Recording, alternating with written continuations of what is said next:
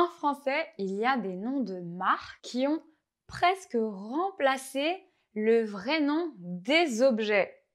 Je suis sûre que c'est le cas aussi dans votre langue si vous réfléchissez bien.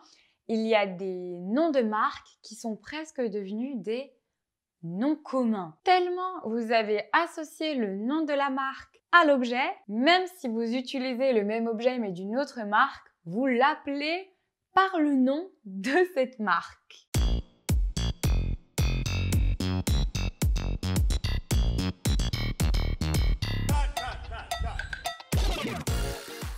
Bienvenue dans cette nouvelle vidéo.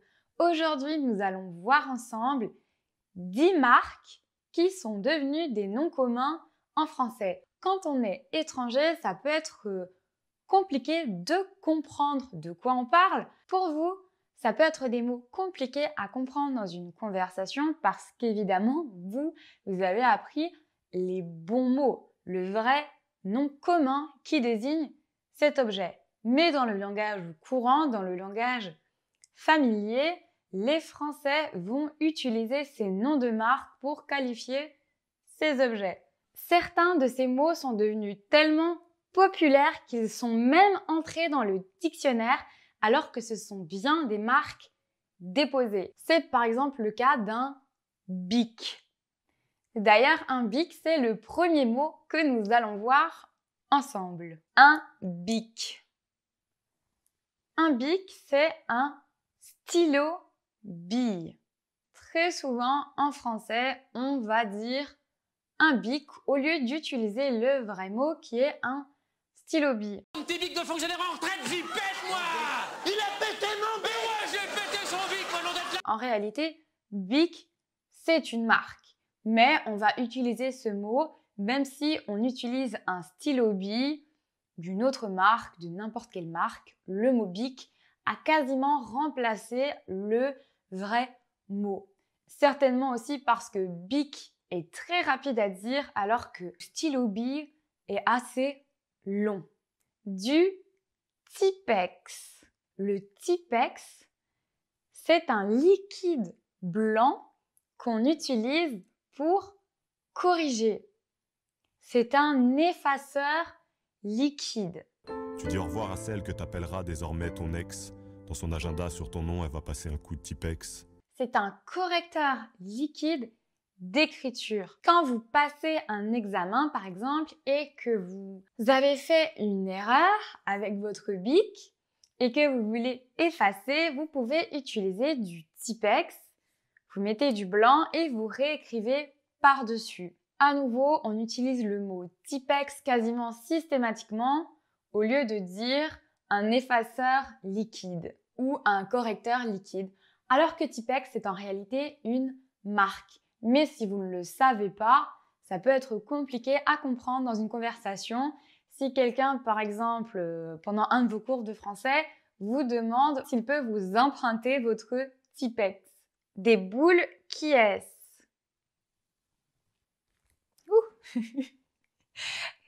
Des boules qui est, c'est le mot qu'on utilise presque systématiquement pour parler de bouchons d'oreille. Cette marque est tellement connue qu'on dit systématiquement des boules qui est au lieu de dire des bouchons d'oreille.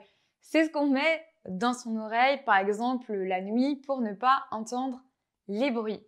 Donc si quelqu'un vous demande si vous voulez des boules qui est, il vous demande si vous voulez des bouchons d'oreille. Un labello. Un labello, c'est le mot qu'on utilise très souvent pour parler d'un baume à lèvres. Un hydratant pour les lèvres. Donc vous voyez ici, ce n'est pas du tout la marque labello, mais c'est le mot qu'on utilise très souvent pour qualifier ce type qu'on utilise très souvent pour parler d'un baume à lèvres. Labello sur tes lèvres. À nouveau, tellement la marque est connue, ça va prendre le pas sur le vrai nom commun. Par exemple, je peux dire « J'ai mis du labello 3 fois dans la journée, mais mes lèvres sont toujours sèches. » Du sopalin. Sopalin, c'est une marque d'essuie-tout très connue en France. Elle est tellement connue, elle a tellement été utilisée dans les foyers que maintenant, même si on prend la marque du magasin, très souvent, on va quand même appeler de l'essuie-tout du sopalin.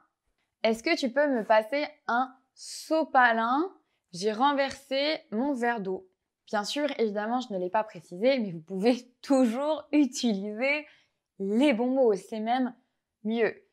Cette vidéo, je vous la fais surtout pour que vous puissiez comprendre si vous discutez avec un Français et que vous puissiez comprendre si quelqu'un vous demande un sopalin, un bic ou un labello par exemple. Toujours dans les objets vraiment très utilisés au quotidien, donc un mouchoir en papier. Très souvent en France, on va appeler ça un Kleenex. Ici, je l'ai sous cette forme, mais vous avez aussi les emballages rectangulaires où vous avez une dizaine de mouchoirs en papier que vous pouvez mettre dans votre sac, par exemple. Eh bien, très souvent, on va dire « Est-ce que tu as un Kleenex? J'ai besoin de me moucher » au lieu de dire un mouchoir en papier, tellement, à nouveau, cette marque est connue. Ici, vous voyez, c'est simplement la marque du magasin. C'est pas du tout la marque Kleenex, mais c'est quand même souvent le mot qui va être employé. Du scotch. À nouveau, en France, on utilise presque toujours le mot scotch pour parler de ruban adhésif. Donc, vous voyez, ça colle. Hop. Scotch, c'est aussi une marque, mais qui est tellement connue qu'on a fini par dire scotch au lieu d'utiliser le bon mot. Du Nutella. Nutella, c'est vraiment une marque très connue dans de nombreux pays, donc peut-être que vous l'utilisez aussi chez vous à la place de pâte à tartiner. Je n'en ai pas chez moi, j'essaye d'éviter de manger du Nutella et de la pâte à tartiner parce que c'est vraiment très sucré. À nouveau, peu importe la marque qu'on va acheter, même si parfois on achète des marques plus qualitatives que Nutella, on va quand même dire « Est-ce que tu peux me passer le pot de Nutella ?» Du mercurochrome. Quand on parle de mercurochrome, on l'utilise en général pour parler d'une solution antiseptique qu'on va mettre quand on s'est blessé. Le mercurochrome, ça a une spécificité, c'est que c'est de couleur rouge. Donc quand on met du désinfectant rouge, on va souvent dire « j'ai mis du mercurochrome » alors qu'à la base, c'est bien le nom d'une marque. Le dernier objet que nous allons voir aujourd'hui, c'est un kawé. Un kawé, c'est une veste de pluie. Kawé, c'est bien sûr une marque, mais comme pour tous les autres mots, on l'utilise maintenant presque comme un nom commun pour parler d'un coupe-vent, pour parler d'un vêtement de pluie. Voilà, c'est terminé pour aujourd'hui. J'espère que cette vidéo vous a plu. Dites-moi en commentaire si vous voulez d'autres vidéos de ce type. J'ai plein d'autres idées en tête de marques qui sont entrées dans le vocabulaire commun en France. Donc n'hésitez pas à me le dire et surtout mettez un like à cette vidéo et abonnez-vous. Je vous dis à très bientôt.